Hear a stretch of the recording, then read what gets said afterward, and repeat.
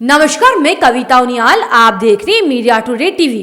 Gaza में Israeli बमबारी रोकने के लिए तुर्की के राष्ट्रपति रजब तैयब एर्दोगान और संयुक्त राष्ट्र सामने आ गए हैं। संयुक्त राष्ट्र महासभा में इजरायली हमले रोकने के लिए एक प्रस्ताव पास किया गया।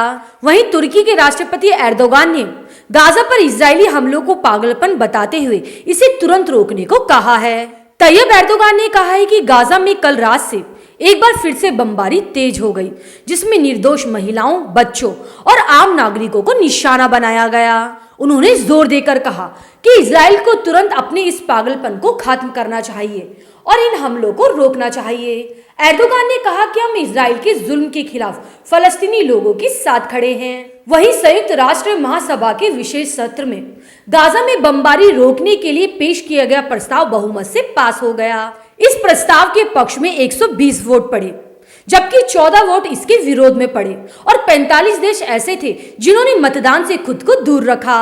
भारत भी उन देशों में शामिल था जिन्होंने इस प्रस्ताव में मतदान में हिस्सा नहीं लिया। ये प्रस्ताव मुस्लिम देश जॉर्डन की तरफ से पेश किया गया था। वहीं दूसरी तरफ कनाडा ने इस प्रस्ताव में बदलाव करने के लिए एक संशोधन पेश किया, जो औंधे मुंह गिर गया, यानी खारिज हो गया। दरअसल कनाडा इस प्रस्ताव में इजराइल पर हमास के हमले की निंदा करना चाहता था। संयुक्त राष्ट्र में इस प्रस्ताव के दौरान क्या क्या हुआ, पूरा मामला विस्तार से समझिए। अगर आपको न्यूज अच्छी लगे तो न्यूज को लाइक करें। अगर आप हमारे चैनल पर नए हैं तो हमारे मीडिया टुडे टीवी चैनल को सब्सक्राइब करें और हाँ, बेल आइकन को जरूर प्रेस करें ताकि मेरी अपडेट सबसे पहले आप तक पहुंचे। गाजा में इजरायली बमबारी रोकने के लिए संयुक्त राष्ट्र महासभा में ये प्रस्ताव जॉर्डन ने पेश किया था, जो 120 वोटों से पास हो गया। इस प्रस्ताव में वोटिंग से दूर रहने वाले 45 देशों में आइसलैंड, पनामा, भारत, लुथियाना और ग्रीस शामिल थे। जॉर्डन द्वारा पेश किए गए इस प्रस्ताव में हमास के हमलों का कोई खास जिक्र नहीं है।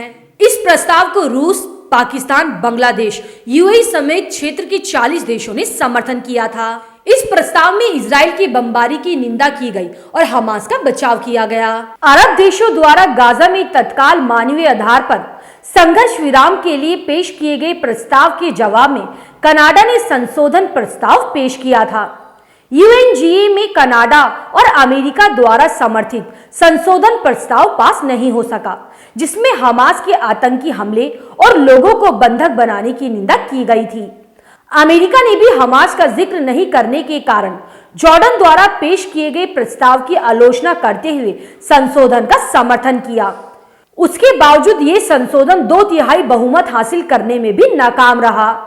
संयुक्त राष्ट्र में फलस्तीन के राजदूत रियाद मंसूर ने कहा कि गाजा में युद्ध रोकने के लिए सब कुछ करने की जरूरत है ताकि बच्चों, आम नागरिकों की हत्या के साथ साथ और अधिक विनाश को रोका जा सके।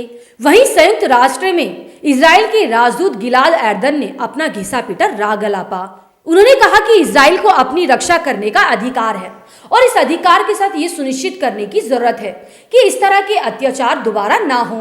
इसे सुनिश्चित करने का एकमात्र उपाय हमास को पूरी तरह खत्म करना है। इस न्यूज पर आपकी क्या राय है, मुझे कमेंट करके जरूर बताइएगा। अब मैं आपको अगली अपडेट के साथ मिलूंगी। शुक्रिया।